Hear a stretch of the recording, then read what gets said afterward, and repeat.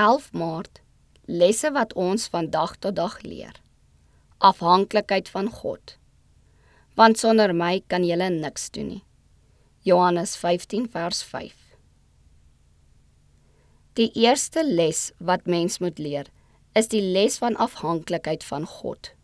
Soos 'n blom van die veld sy wortels in die grond het, soos dit lig, dou, reën en sonskyn van God moet ontvang, so moet ons alles wat dien tot die lewe van die siel van God ontvang.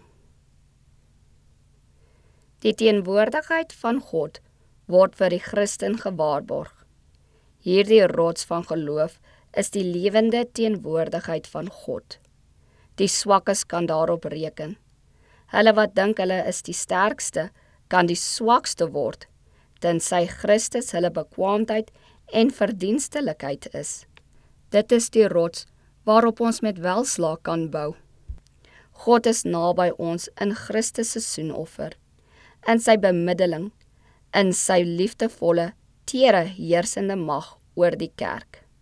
Vanwaar hy op die ewige troon sit, aanskou hy hulle met intense belangstelling.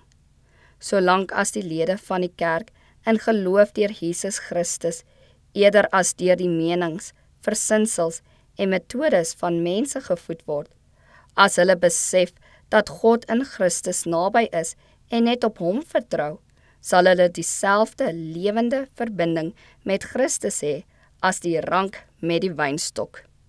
Die kerk is nie op mensgemaakte teorie, op uitvoerige planne of pligpleggings gegrond nie.